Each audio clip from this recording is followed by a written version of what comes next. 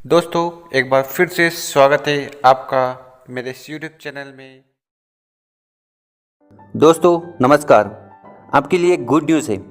वो ये है कि गवर्नमेंट ऑफ इंडिया ने डायरेक्ट सेलिंग कंपनियों के लिए एक बड़ा निर्णय ले ही लिया। कंज्यूमर अफेयर मिनिस्टर ने consumer protection direct selling rules 2021 बना दिए हैं। अब ये डायरेक्ट सेलिंग इंडस्ट्री भी इंडिया में रजिस्टर्ड होगी, बाकी दूसरी इंडस्ट्री की तरह। तो दोस्तों, जिसका हमें 25 सालों से इंतजार था वो पल 2021 में आ ही गया। और जो लोग MLM और डायरेक्ट सेलिंग के नाम पर बकवास या फालतू का कचरा फैलाते थे, उनके मुंह पर अब हमेशा के लिए ताला लग जाएगा। ई कॉमर्स कंपनियों के बाद अब इस अनरेगुलेटेड सेगमेंट मतलब कि डायरेक्ट सेलिंग और MLM कंपनियों के लिए भी गवर्नमेंट ने ड्राफ्ट जारी कर दिया है। इस ड्राफ्ट के तहत जो भी डायरेक्ट सेलिंग कंपनी है उनको 90 दिनों के अंदर इस नए नियम का पालन करना होगा।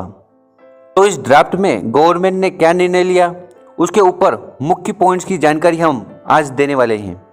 तो वीडियो को पूरा देखिएगा, और अगर आप इस चैनल पर नए हो तो इसको जरूर सब्सक्राइब कर ले ताकि ऐसी जानकारी आपको मिलती रहे। पहला, कोई भी कंपनी उसके डिस्ट्रीब्यूटर को किसी के भी ज्वाइनिंग और रिक्रूटमेंट पर किसी भी तरह का इंसेंटिव और कमीशन नहीं दे सकती। मतलब गवर्नमेंट बोल रही है कि आपको आमदनी डायरेक्ट सेलिंग कंपनी में प्रोडक्ट के बिक्री और सेलिंग पर ही होनी चाहिए। इस नए नियम के अनुसार कोई भी डायरेक्ट सेलिंग कंपनी किसी भी प्रकार की ज्वाइनिंग और लोगों को जोड़ने पर पैसा नहीं दे सकती। अगर कोई कंपनी ऐसा करती है तो गवर्नमेंट उस पर सख्त कानूनी कार्रवाई करेगी। दूसरा, जो लोग इस बिजनेस में पार्टिसिपेट करते हैं उनके पास 30 दिनों का कूलिंग ऑफ पीरियड होना चाहिए।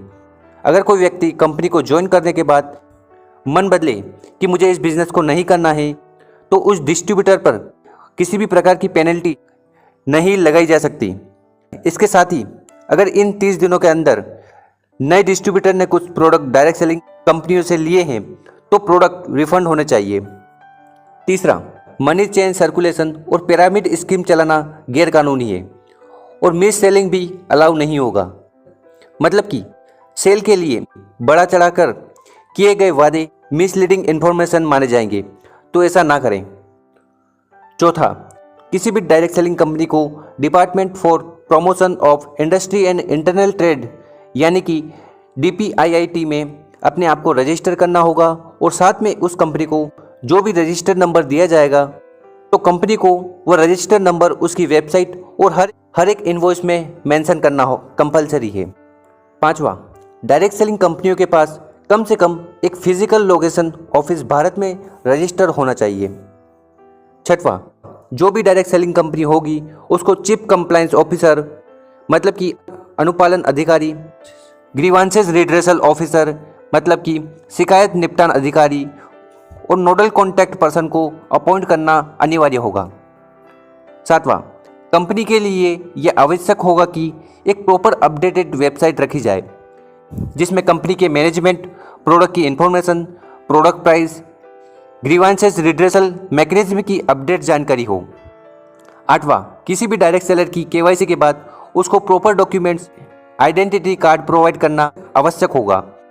मतलब कि अब कंपनी को हर एक डिस्ट्रीब्यूटर को आइडेंटिटी कार्ड देना होगा। नाइन्थ, प्रोडक्ट की खरीदारी के वक्त किसी भी कंपनी के लिए आवश्यक होगा कि वो अपने सेलर और डिस्ट्रीब्यूटर को इन बातों को जरूर बताएं। खरीदने वाले और बेचने वाले का नाम, संभावित डिलीवरी डेट, किस देश में प्रोडक्ट बना है, प्रोडक्ट की मैन्युफैक्चरिंग डेट, प्रोडक्ट को रिटर्न करने की प्रोसेस और प्रोडक्ट की warranty, replacement of product mention होना चाहिए। 10th, यदि कोई डिफेक्ट और किसी चीज़ की कमी वाला प्रोडक्ट और सर्विस अगर कोई डिस्ट्रीब्यूटर बेचने की कोशिश करता है तो कंपनी को उसकी डिटेल अपने ऑफिस और वेबसाइट पर डालनी होगी, जिसके लिए ज़रूरी है कि कंपनी के पास सेलर का रिकॉर्ड होना चाहिए। 11th, और direct selling code direct selling business तौर पर ही प्रेजेंट करना होगा, न कि कुछ और। जैसे कि आप कंज्यूमर हो, आप ये नहीं कह सकते कि हम मार्केट में रिसर्च कर रहे हैं, सच्चाई को ही बयां करना पड़ेगा। 12th, डायरेक्ट सेलिंग कंपनियों को अपने कंज्यूमर को वो लिटरेचर भी देना मना होगा जो कंपनी के द्वारा अप्रूव्ड नहीं होगा। इसका जरूर ख्याल रखिएगा, आपको वही लिटरेचर देना है जो कंपनी द्वारा अप्रूव्ड है। 13th, इस ड्राफ्ट में एक और बड़ी बात है जो लोग किसी क्राइम के लिए गिल्टी हो या दिवालिया हो या मानसिक तौर पर अस्वस्थ हो, वे इस बिजनेस को नहीं कर सकते। 14th, और यदि कोई सेलर प्रोडक्ट को e commerce site, market place जैसी जगह पर लिस्ट करता है या सेल करता है तो उसे पहले कंपनी से लिखित में अनुमति लेनी होगी, नहीं तो ये काम गैरकानूनी माना जाएगा। तो दोस्तों, ये थी गुड न्यूज़। तो ये कदम उठाने के बाद अब इंडिया भी उन देशों में शामिल हो जाएगा जहां पर डायरेक्ट सेलिंग इंडस्ट्री रजिस्टर्ड है, और बहुत जल्दी ही हमारे देश में ये सरकार से मान्यता प्राप्त कर चुकी इंडस्ट्री बन जाएगी। तो ये बात कही है IDSA ने। IDSA मतलब इंडियन डायरेक्ट सेलिंग एसोसिएशन, जो कि रेगुलेट करता है और उनको रजिस्टर करता है डायरेक्ट सेलिंग MLM कंपनियों को। तो दोस्तों, इससे जुड़ी जानकारी हम आपको आगे भी देते रहेंगे। और मैं आपको बता दूं, अब से वो सारी कंपनियां चलेगी जिसके पास प्रोडक्ट्स है, और बाकी जिनके पास प्रोडक्ट्स नहीं है उनका क्या होगा उसका पता हमें चल जाएगा। तो जिसके पास प्रोडक्ट्स है उनको चिंता करने की बिल्कुल ज़रूरत नहीं है। तो दोस्तों, उम्मीद करता हूँ दी हुई जानकारी आपको अच्छी लगी होगी। और इसके साथ अब आने वाला जो समय है वो MLM और डायरेक्ट सेलिंग इंडस्ट्री का है। तो ये वीडियो आपको न सिर्फ अपनी टीम बल्कि उन सारे लोगों को शेयर करना है जो इस इंडस्ट्री को बुरी नज़र से देखते हैं। धन्यवाद। अगर आप हमारे चैनल पर नए हो तो इस चैनल को जरूर सब्सक्राइब कर लें। इससे रिलेटेड वीडियो रेगुलर अपलोड करते हैं।